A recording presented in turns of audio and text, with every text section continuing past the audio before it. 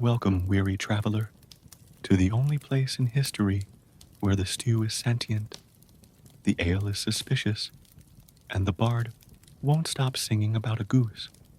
Tonight, we're stepping into the straw-covered chaos of a medieval tavern, where the floor squelches, the turnips judge you silently, and sleep is just one questionable sip away.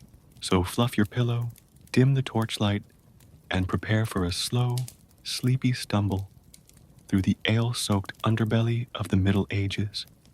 This is not your average history lesson. It's a bedtime brew of boredom, banter, and barley. If you enjoy cozy chaos, fermented facts, and stories that gently lull you into medieval dreams, don't forget to like, subscribe, and let the turnip gods bless your algorithm. The menu at the Soggy Turnip was carved into a slab of wood, so old it had splinters, older than the concept of seasoning. It listed exactly 3 items. Stew ale bread, if the cat hasn't stolen it. You squinted at the menu. It squinted back. Gert, the barkeep, noticed your hesitation and offered clarification. Stew's been simmering since last Tuesday, he said proudly. Or possibly last century. Depends who you ask. You ask no one. The cauldron sat in the corner like a slumbering beast. It bubbled ominously, releasing occasional puffs of steam and one very audible sigh. The color was somewhere between brown and don't ask. Gert ladled out a portion with the reverence of a priest offering holy water, except this holy water contained turnips, onions, and something that may have once blinked. You stared into the bowl. It stared back. The stew had texture. It had personality. It had layers. The top layer was oily and philosophical. The middle layer was chewy and emotionally distant. The bottom layer was crunchy and possibly taxidermied. You took a bite. It tasted like history, regret, and a hint of time. You chewed slowly, partly out of caution, and partly because one chunk was actively resisting digestion. Clovis, your benchmate, leaned over. Good stew tonight, he said, nodding sagely. Last week, it tried to escape. You nodded back. You weren't sure if he was joking. You weren't sure if he was awake. The bard in the corner strummed a gentle chord. The stew responded with a bubble. You weren't sure who was harmonizing with whom. Gert wiped the bar with his legendary rag. A small puff of stew-scented dust floated into the air. You inhaled deeply. You regretted it immediately. Someone asked what was in the stew. Gert replied, mostly turnips, some onion, bits of mystery, a whisper of goat. The tavern cat leapt onto the bar, sniffed the stew, and walked away with the air of someone who'd seen better meals in a ditch. You took another bite. It didn't get better, but it did get sleepier, and as the candles flickered, the stew bubbled, and Clovis began humming a lullaby to his missing pig. You felt yourself drifting, slowly, gently, into the warm, onion-scented arms of medieval slumber. In the far corner of the Soggy Turnip, beneath a tapestry that depicted either a battle or a very aggressive picnic, sat the tavern's resident bard. His name was Wimple. His hair was long, his boots were uneven, and his lute looked like it had survived 3 divorces and a brief stint as firewood. Wimple strummed a chord. The lute responded with a sound that could only be described as emotionally exhausted. He cleared his throat, took a dramatic breath, and began to sing. Oh, goose, fair goose, with feathers so fine, why did you leave me for that miller's swine? You blinked. Clovis sighed. Gert poured ale, with the resigned air of a man who'd heard this song every night since the plague. Wimple continued. We danced by moonlight. We honked in the rain. But now I'm alone, with turnips and pain. The lute twanged in protest. A candle flickered. The stew bubbled in sympathy. You took a sip of ale. It didn't help. The song went on for 7 verses, each more goose-centric than the last. There was a dramatic bridge involving a stolen loaf of bread and a duel with a duck. You weren't sure if it was metaphorical. You weren't sure if Wimple was okay. Clovis leaned over. He used to sing about dragons, he whispered. Then the goose happened. You nodded solemnly. Everyone had a goose face. Wimple reached the final verse, which involved heartbreak, feathers, and a suspiciously poetic puddle. He strummed one last chord. The lute snapped a string in protest. A turnip rolled off the bar. The tavern fell silent. Gert clapped once. The cat yawned. The ferret, now wearing a tiny hat, nodded approvingly. Wimple bowed. No one asked for an encore. He began tuning his lute again. It resisted. You felt your eyelids droop. The song lingered in your mind like a gentle honk in the distance, and as the bard hummed softly to himself, the stew sighed, and Clovis began sketching a goose in the condensation on his mug.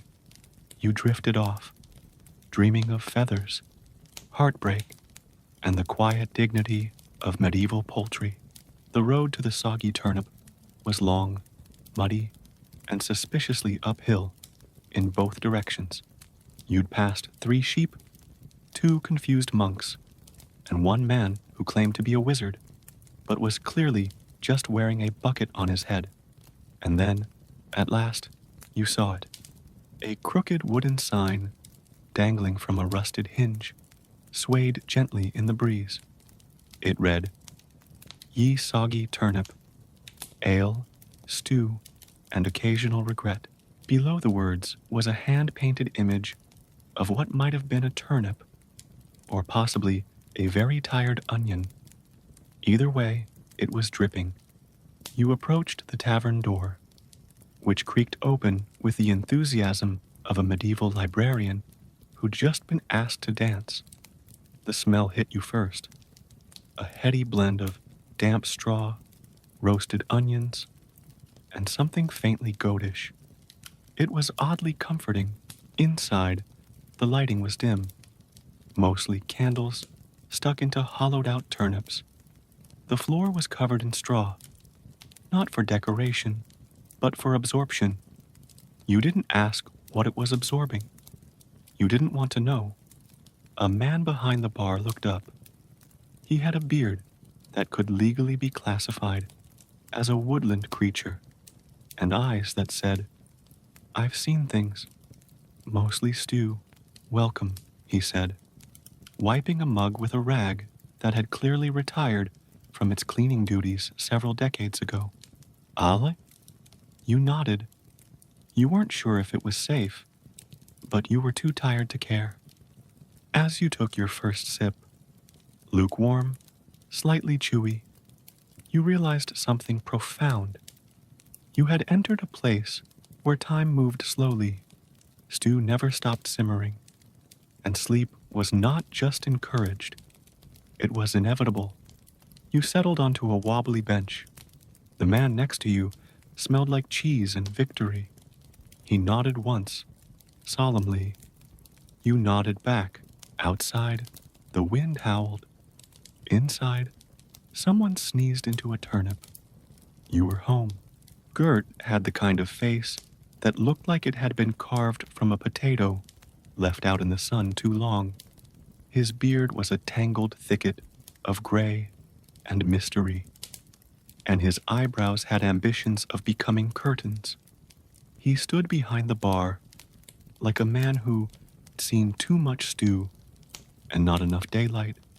In his hand was a rag, or at least it used to be a rag. Now, it was more of a historical artifact, stiff, stained, and possibly sentient. He used it to wipe down mugs, the bar, and occasionally his own forehead, which only made the mystery deeper. "Drink?" he asked, in a voice that sounded like gravel being politely shuffled. You nodded, because that's what one does in a tavern. Gert gestured toward a shelf of unlabeled jugs, each one more suspicious than the last. Choices are ale. It's warm, mead, it's sticky, house special. It's brave. You chose the ale. It arrived in a wooden mug that had clearly been gnawed on by something with small teeth and poor impulse control. You took a sip. It tasted like barley, regret, and a faint whisper of turnip. Gert watched you with the quiet satisfaction of a man who knew his ale was technically drinkable and legally untraceable. Behind you, someone sneezed into a candle. The flame flickered. The tavern sighed. Gert leaned in. You knew? You nodded again. Words felt unnecessary here. The tavern had its own language, mostly consisting of grunts, slurps, and the occasional turnip-based expletive. He wiped the bar again, this time with a flourish that suggested he once dreamed of being a dancer. The rag protested. A small puff of dust escaped. You coughed politely. "Stew's on," he said, gesturing toward a cauldron that had been bubbling since the previous century. "It's got turnips, maybe meat, definitely onions." You weren't hungry, but you were curious, and possibly reckless. Gert poured you a bowl. It sloshed. It shimmered. It blinked. You blinked back. The tavern creaked. The candles sputtered. Somewhere in the corner, a bard tuned his lute with the enthusiasm of a man who knew only one song. You took another sip of ale. It didn't get better, but it did get sleepier, and as Gert wiped the bar one more time, this time with a wink and a flourish, you realized something profound. You were in the presence of greatness, or at least in the presence of a man who could make a rag look like a weapon. Reginald, the ale-soaked juggler, had returned. This time, he brought props. 3 turnips, 1 ferret, and a dream. "I call it," he announced proudly, "the dance of the root and rodent." No one clapped. The bard paused mid-goose verse. Gert sighed and reached for his emergency mop. The ferret, named Buttons, wore a tiny hat made from a thimble and misplaced dignity. It sat on Reginald's shoulder, twitching with the energy of a creature who consumed too much mead and not enough common sense. Reginald began to juggle. The turnips flew. One hit the cat. The cat hissed. The second turnip hit the stew. The stew hissed. The third turnip hit Clovis. Clovis said, "Fair." Buttons leapt from Reginald S.'s shoulder with the grace of a slightly drunk squirrel and landed on the bar. Gert didn't flinch. He'd seen worse. He once served ale to a goat wearing chainmail. The ferret darted across the bar, knocking over a candle, a mug, and a bowl of stew that may or may not have contained Harold, the sentient turnip. The tavern erupted into sleepy chaos. Clovis stood up. "Sir Oinksalot would have handled this," he muttered, before sitting back down and eating a turnip off the floor. Reginald continued juggling, now down to 2 turnips and a spoon. Buttons climbed the tapestry, knocked over the lute, and disappeared into the rafters with a squeak of triumph. The bard sighed. "He stole my hat," he whispered. Gert calmly placed a fresh candle into a hollowed-out turnip and muttered, "It's always the ferret." Eventually, the turnips stopped flying. The ferret reappeared, wearing the bard's hat and holding a piece of bread. The cat stared. The ferret stared back. A silent duel of judgment began. You sipped your ale. It tasted like turnip and tension, and as the tavern settled into its usual stew-scented stupor, The candles flickered. The bard tuned his lute with one string, and buttons curled up in a bowl, labeled, "Not for ferrets." You felt sleep tugging at your eyelids, soft, slow, and slightly squeaky.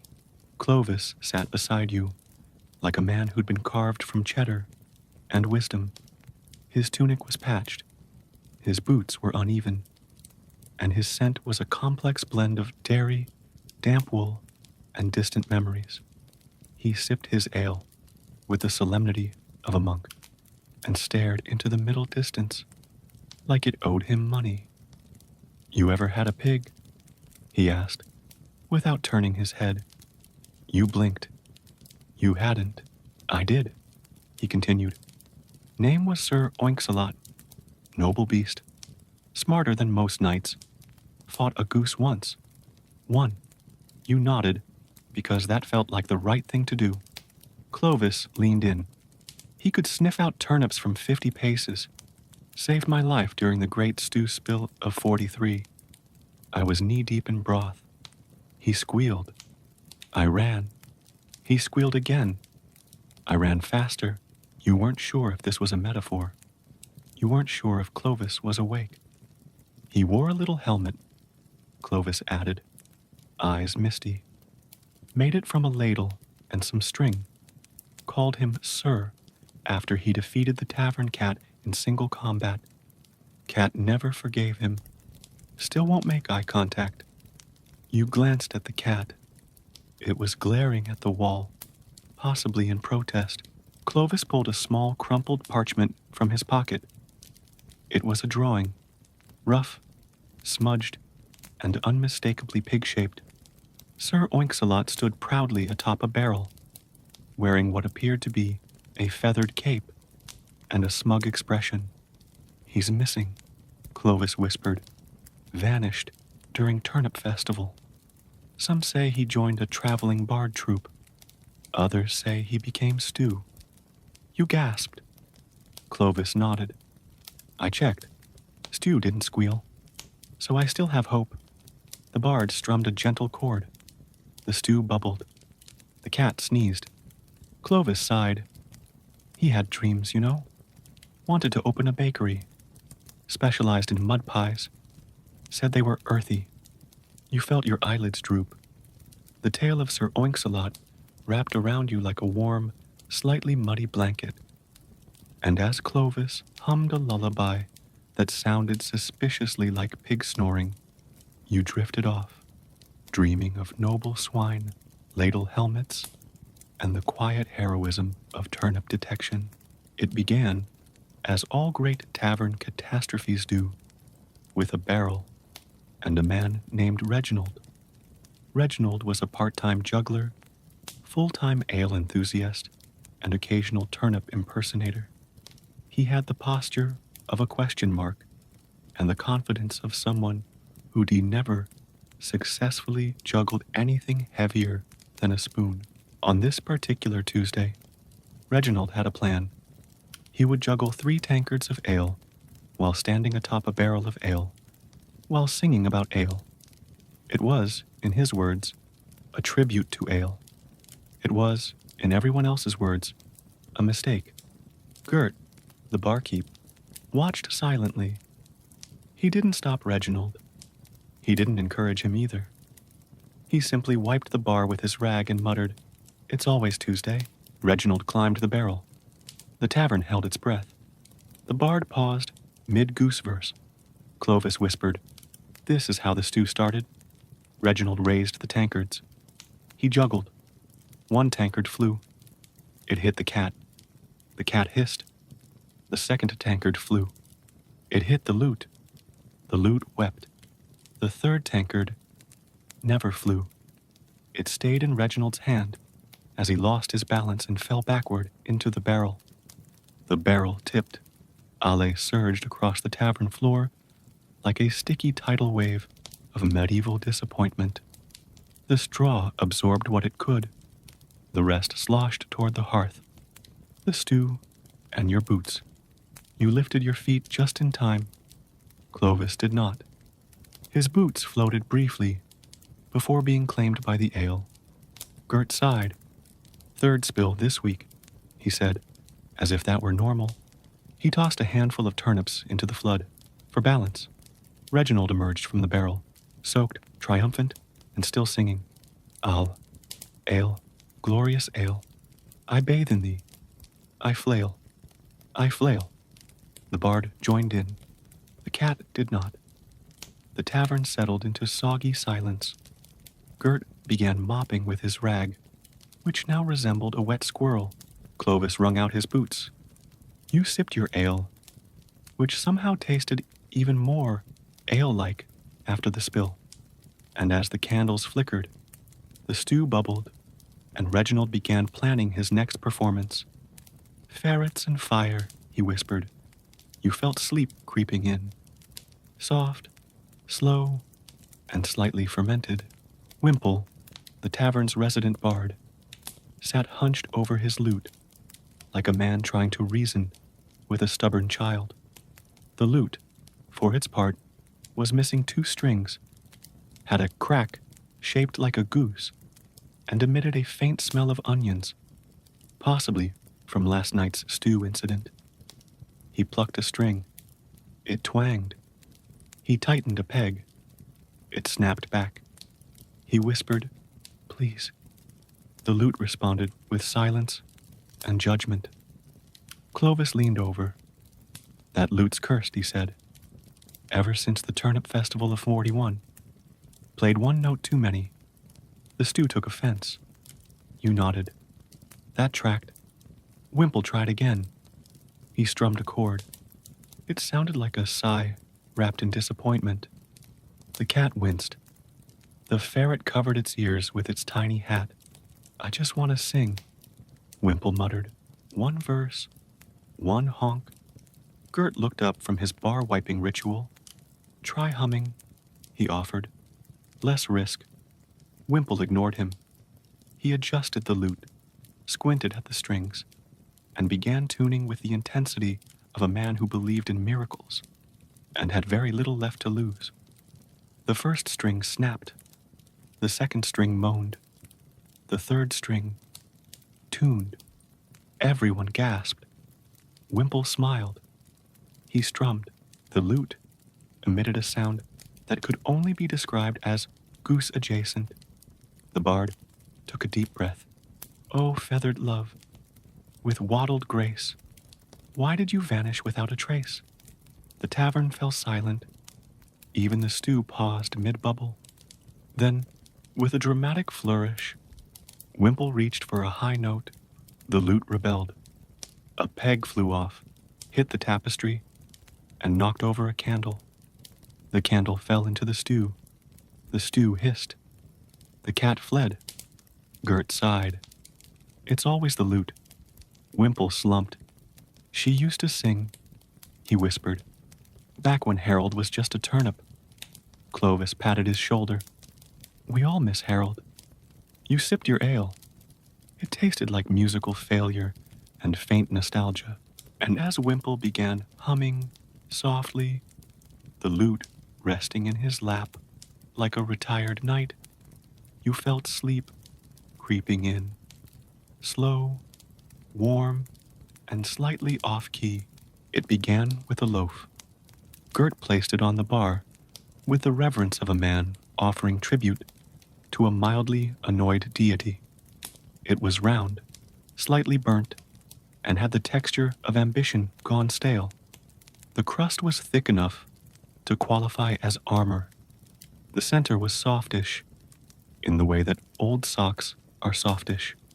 Clovis eyed the loaf. "Crust's the best part," he declared. Reginald, still damp from last Tuesday's ale spill, shook his head. "Crust's a betrayal.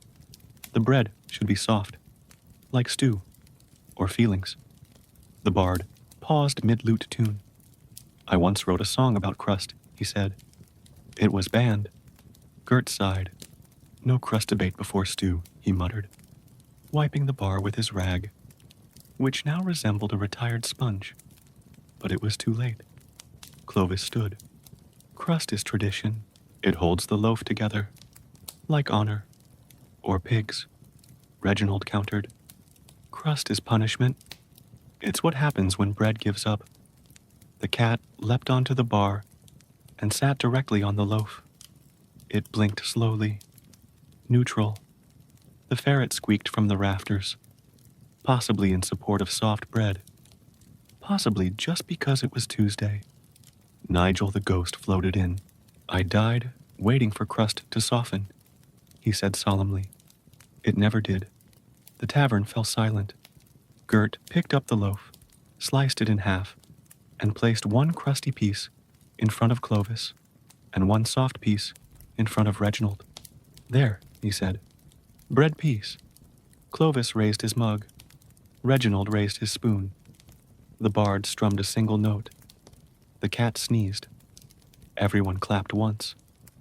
You took a bite of your own slice. It tasted like compromise and faint onion. And as the crust debate faded into sleepy murmurs, the stew resumed its gentle bubbling. The candles flickered like tired thoughts, and the tavern settled into its usual rhythm of slow chaos and warm carbs. You felt sleep tugging at your thoughts. Soft, crusty, and just a little toasted. It began with a roll. A single turnip, round and slightly damp, rolled across the tavern floor with purpose.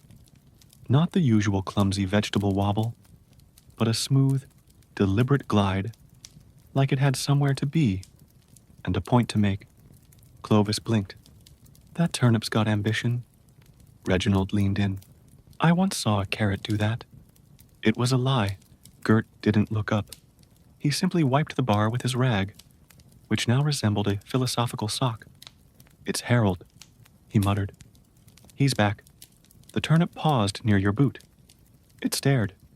You stared back. It blinked. You blinked again. The turnip did not. Nigel the ghost floated closer. Harold owes me rent, he said solemnly, and 3 onions. The bard strummed a chord. The turnip rolled toward the stage. The lute emitted a sound that could only be described as respectful.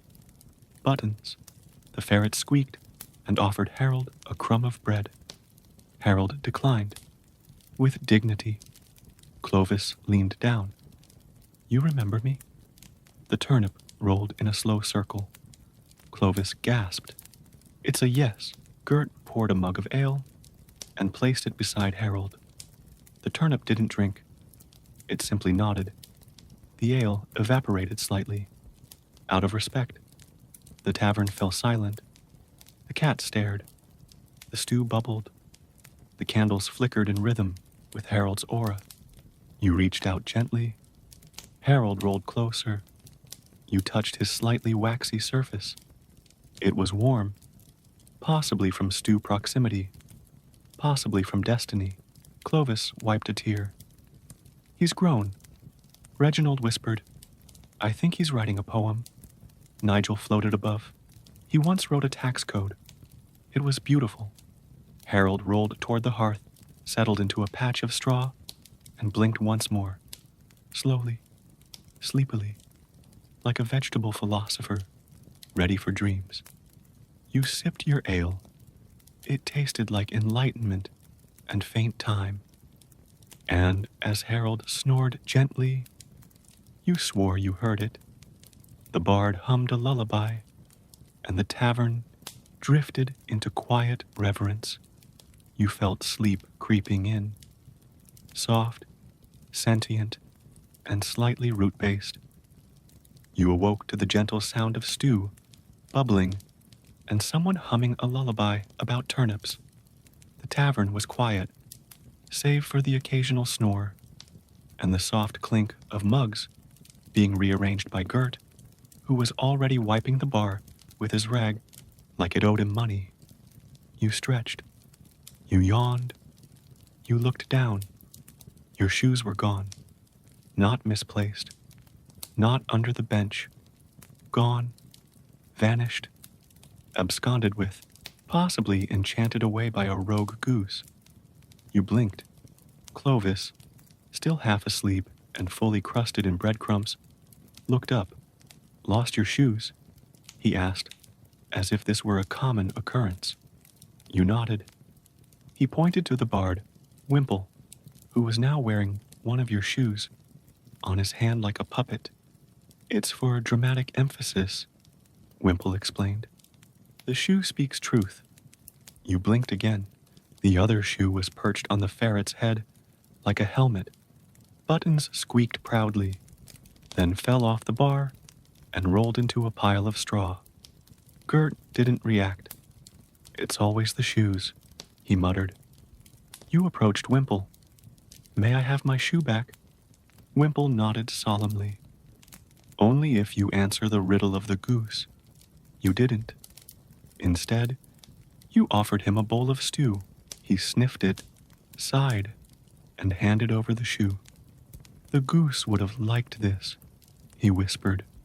You retrieved the second shoe from Buttons, who bartered for it in exchange for a slice of bread and a small drawing of Sir Oinksalot. The ferret squeaked in approval and vanished into the rafters with his loot. Shoes restored, you sat back down. Clovis clapped once. Gert poured you a fresh ale. The bard began strumming a tune called The Ballad of the Borrowed Boot. You sipped your drink.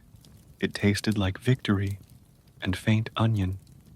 And as the tavern settled into its usual stew-scented rhythm, the candles flickered, the cat judged silently, and the ferret began sketching turnips in the dust. You felt sleep creeping in, soft, shoeless, and slightly poetic. It started innocently enough. Gert lit a fresh candle and placed it on the bar, nestled inside a hollowed-out turnip. As tradition demanded, the flame flickered politely, casting soft shadows across mugs, stew bowls, and the ferret's tiny hat. Then it happened. The flame leaned left, then further left, then sideways. The tavern paused. Clovis squinted. Is it windy? Reginald sniffed the air. Nope, just smells like onions and regret. The bard stopped mid-honk verse.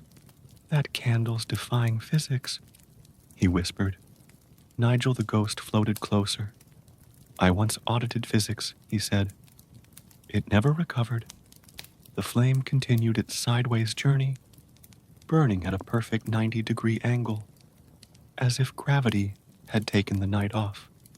The wax dripped horizontally, forming a puddle that defied both logic and basic candle etiquette. The cat stared. The ferret stared back. The candle stared at no one, because it was a candle. Gert didn't react. He simply wiped the bar with his rag, which now resembled a philosophical pancake. It's always the turnip wax, he muttered.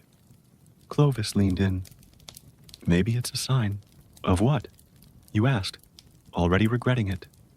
Of stew enlightenment, he replied, or possibly a goose uprising.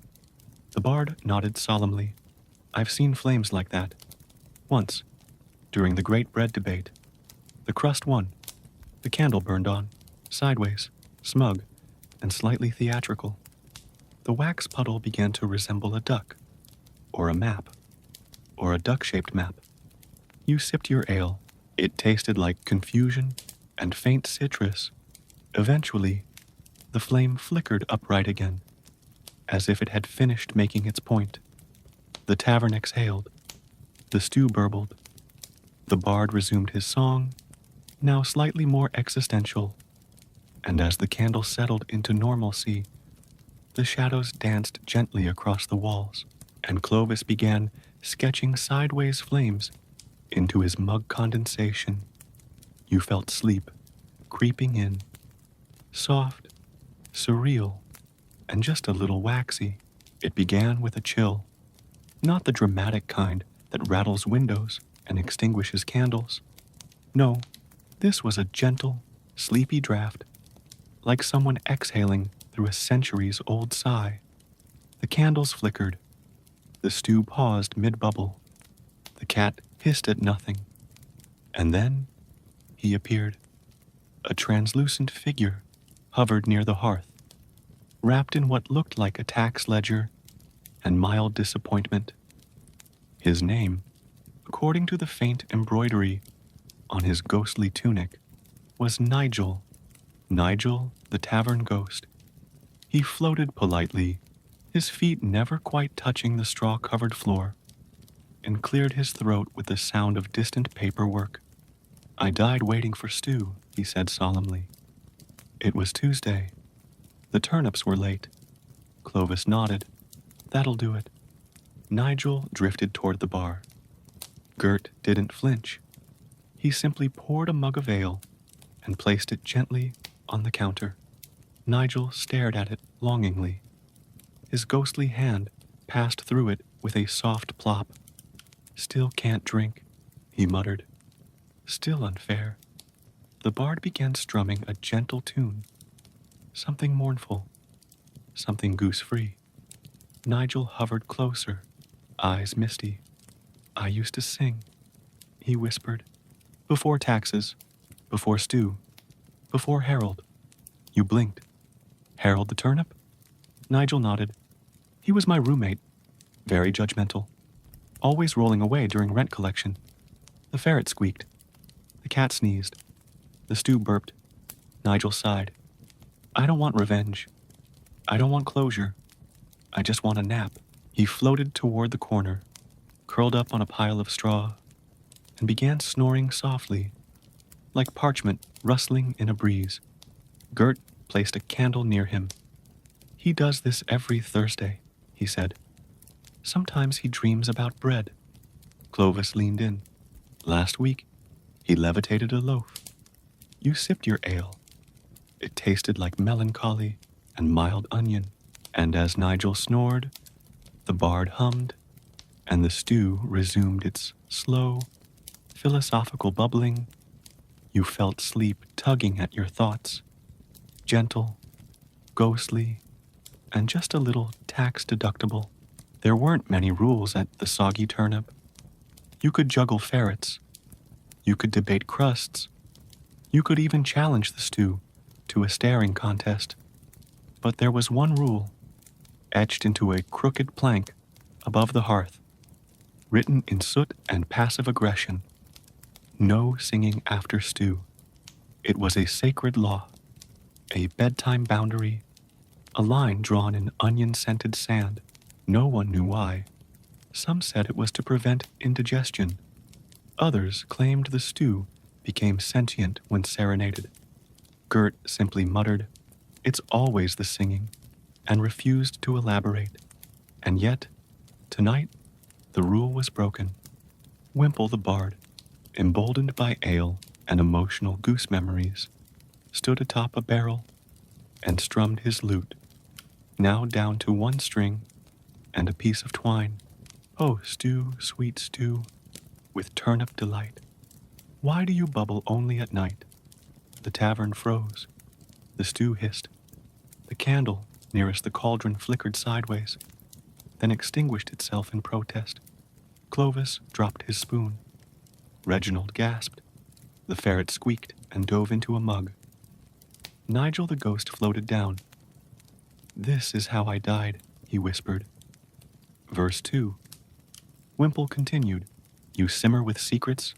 You boil with grace. But why do you stare with that oniony face? The stew bubbled violently. A turnip surfaced. It blinked. Possibly Harold. Possibly vengeance. Gert didn't move. He simply wiped the bar with his rag, which now resembled a damp warning. The bard reached the chorus. The stew gurgled. The cat fled. The candles dimmed. Then, silence. The lute snapped its final string. Wimple collapsed into a pile of straw. The stew settled. The turnip sank. The tavern exhaled. Gert pointed at the sign. No singing after stew, he said. Not even about stew. Clovis nodded. It's a bedtime tavern, not a musical. You sipped your ale. It tasted like rebellion and faint celery, and as Wimple snored softly, The stew resumed its gentle bubbling, and the candles flickered back to life. You felt sleep creeping in, warm, rule-breaking, and slightly melodious. It began, as all great tavern traditions do, with boredom and breadcrumbs. Clovis had just finished his third bowl of stew and was leaning back against a barrel, eyes half closed, humming something that sounded suspiciously like pig snoring. Reginald, curled up under a table with Buttons the ferret on his chest, was already deep into a nap, emitting soft wheezes that sounded like a confused accordion. Nigel the ghost floated above the hearth, snoring in Latin. And then, someone declared it. The great snore-off has begun. No one knew who said it. Possibly the bard, possibly the stew, possibly Harold the turnip, who had recently taken up residence in a straw nest and was blinking rhythmically. Gert didn't react. He simply placed a mug of ale on the bar and wiped it with his rag, which now resembled a sleepy pancake. It's always the snore-off, he muttered. The rules were simple. Loudest snore wins. Bonus points for rhythm. Disqualification for actual words. Clovis began with a deep, rolling snore that echoed off the rafters, like distant thunder wrapped in cheese. Buttons responded with a high-pitched squeak snore combo that made the cat blink twice and leave the room. Reginald snored in bursts, short, dramatic, and slightly musical. The bard tried to harmonize. The lute refused. Nigel floated in slow circles, emitting ghostly snores that sounded like forgotten tax codes and unfinished lullabies. Gert gave him a 7 out of 10. Then came the wild card, the stew. It bubbled once, then twice, then a long, low gurgle that sounded eerily like a snore. Everyone paused. The stew burbled again. The candles flickered in approval. Clovis sat up. Did the stew just enter the competition? Gert nodded. It's undefeated. The tavern fell into a dreamy hush, snoring layered upon snoring, deep, shallow, wheezy, ghostly, turnip adjacent. The bard began composing a ballad called Symphony in Snore Minor. No one listened. Eventually, Clovis's snore harmonized with Reginald's wheeze. Nigel floated in sync. The stew burbled a bass line. Buttons squeaked a counterpoint. It was beautiful. You sipped your ale. It tasted like harmony and faint onion. And as the tavern drifted into a sleepy fugue, the candles dimmed. The cat returned with earplugs, and Harold blinked in time with the rhythm. You felt sleep creeping in, soft, musical, and slightly absurd. The tavern door creaked open with dramatic flair, as if it had been waiting its whole life for this moment. A gust of wind swept in, followed by a clanking figure in dented armor and a plume that looked suspiciously like a feather duster. He stood tall. He stood proud. He stood slightly off balance. I am Sir Broderick of the Ladle, he declared. I seek soup. The tavern paused. Clovis blinked. We have stew. Sir Broderick frowned. Stew is chaos. Soup is order. I require broth, clarity, a spoonable serenity. Gert didn't flinch. He simply gestured toward the cauldron. It's stew. The night approached. He peered into the bubbling depths. Turnips floated. Onions lurked. Something blinked. This is not soup, he whispered. This is a vegetable uprising. Nigel, the ghost, floated by. I died waiting for soup, he said. It never came. The bard strummed a mournful chord. The lute sighed. Sir Broderick removed his helmet. His hair was majestic. His expression was tragic. I rode 3 days for soup, he said. I crossed rivers, fought geese, wrote poetry, Clovis offered him a bowl. "It's warm," he said, "and mostly edible." The knight took it. He sniffed. He sipped. He wept. "This is stew," he sobbed. "It has chunks." Buttons the ferret squeaked in sympathy and offered him a bread crust. The knight accepted. He dipped it. He sighed. "I shall rename my quest," he said. "From soup to stew, from clarity to comfort." Gert nodded. "It's always stew in the end." The knight sat beside you. His armor creaked. His spoon trembled. He took another bite. You sipped your ale. It tasted like compromise and faint rosemary. And as Sir Broderick composed a haiku about turnips, the candles flickered, the stew burbled, and the bard began humming Ode to a Chunk. You felt sleep creeping in, soft, breathy, and slightly heroic. The tavern cat had no name. Or rather, it had many names, none of which it acknowledged. Buttons the ferret called it Sir Hissington. Clovis called it Breadnapper. Gert called it You Again. Nigel the ghost called it Tax Auditor. But the cat simply stared. It perched on the bar like a furry gargoyle, tail curled with disdain, eyes narrowed in quiet superiority. It had seen things. It had judged them. It had moved on. Tonight, it was judging you. You weren't sure why. You hadn't spilled anything. You hadn't sung about stew. You hadn't tried to pet it. Still, it stared. Reginald tried to juggle a turnip. The cat blinked once. Disapprovingly. The bard strummed a chord. The cat yawned. Passive-aggressively. Nigel floated by. The cat hissed. Respectfully, Gert placed a bowl of stew on the bar. The cat sniffed it, sneezed, and walked away with the air of someone who once dined with royalty and found the soup underwhelming. Clovis leaned in. It judged me once. I hadn't even done anything yet. You nodded. That tracked. The cat leapt onto a shelf, knocked over a candle, and curled up in a patch of straw labeled Not for Cats. It stared at the sign. The sign wilted. Buttons squeaked from the rafters. The cat didn't respond. It was above squeaking.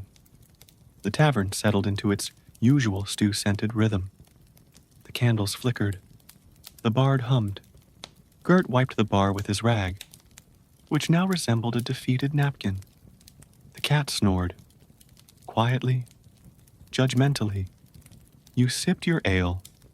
It tasted like feline indifference and faint time, and as the cat twitched in its sleep, possibly dreaming of better taverns and more obedient furniture, you felt sleep creeping in, soft, silent, and slightly stared at.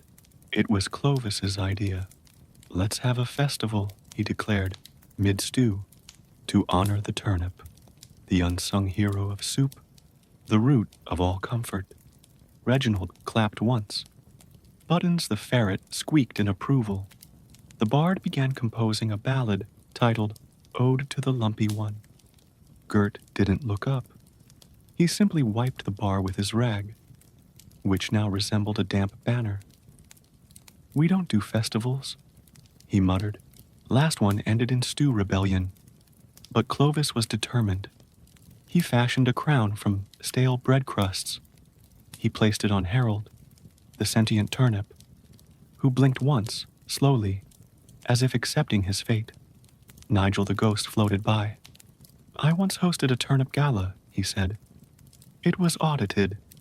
The tavern was decorated with exactly 3 things. A banner that read, 'Turnip,' in uneven soot. A pile of straw shaped vaguely like a parade float. A single candle, wearing a tiny hat. The parade began. Clovis carried Harold around the tavern in a wooden bowl. Reginald tossed breadcrumbs like confetti. The bard played a one-stringed lute with the enthusiasm of a man who'd never seen a vegetable wear a crown. The cat watched from the shelf. unimpressed. Gert sighed. It's always the turnip. Nigel floated above the procession, humming a tax-themed dirge.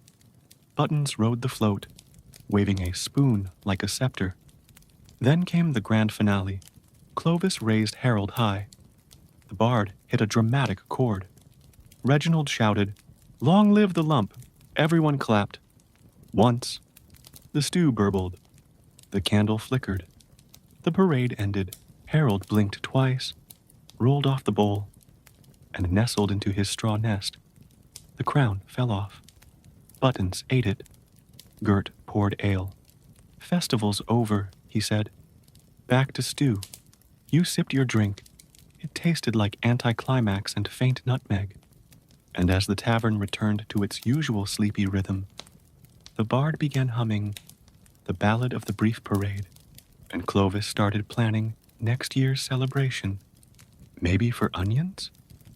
You felt sleep creeping in, soft, ceremonial, and slightly underwhelmed.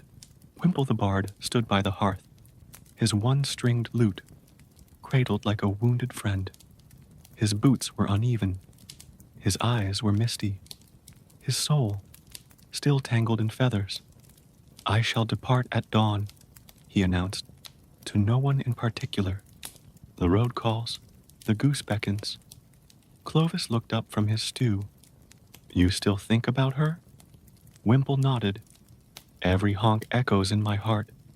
Reginald sniffled. Buttons the ferret offered him a crust. The cat rolled its eyes. Nigel the ghost floated closer. "I once loved a duck," he said. "She audited me." Gert didn't react. He simply wiped the bar with his rag, which now resembled a farewell banner. "It's always the goose," he muttered. Wimple strummed his lute. The string held, miraculously. "Oh, goose, my muse, with waddled grace, you left me here, in stew's embrace." The tavern fell silent. I sang for you in moonlit rain. You honked once more, then boarded a train. Clovis blinked. "What's a train?" Wimple ignored him.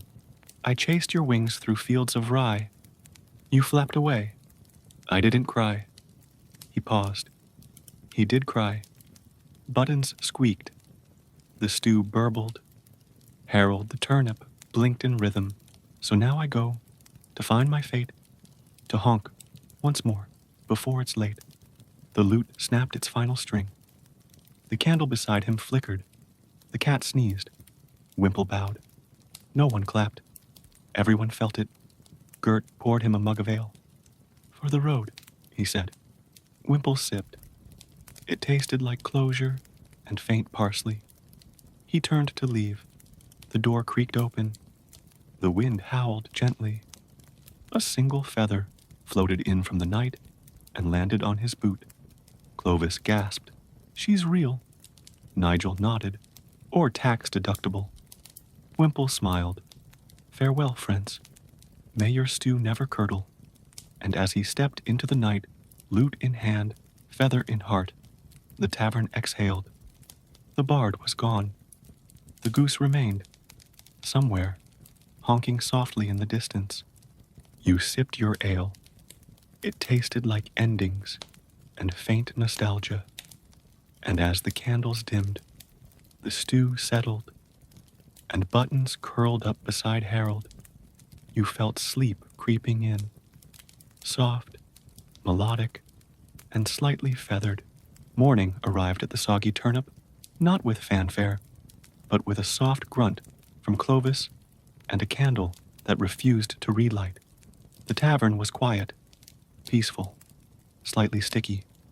The stew was still bubbling. No one knew why. It had outlived the bard, the parade, the snore-off, and at least 3 turnip-related incidents. Yet there it sat, gently simmering, as if waiting for one last plot twist.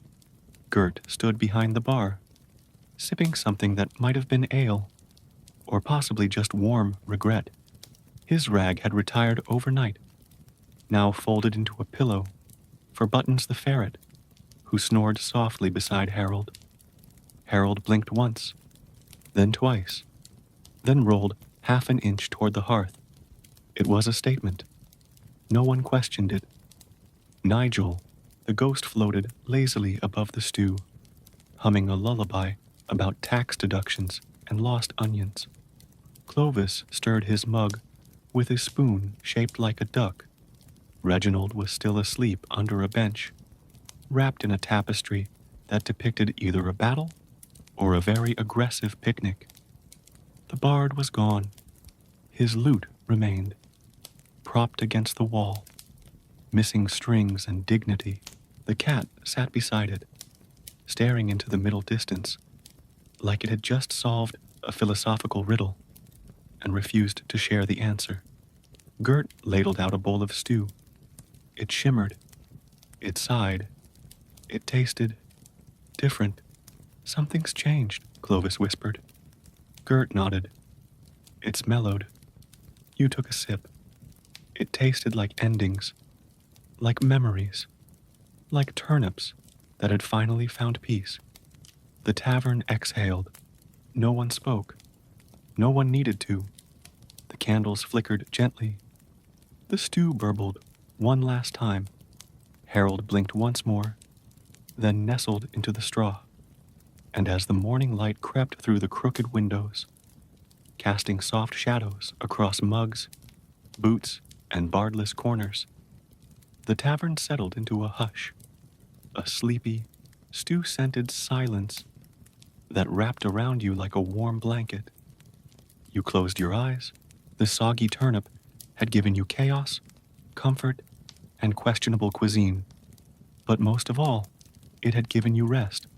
So, wherever you are, whether curled up in bed, drifting off in a distant land, or simply snoozing beside a sentient vegetable, I wish you the gentlest dreams, the coziest thoughts, and the quietest honks. Good night.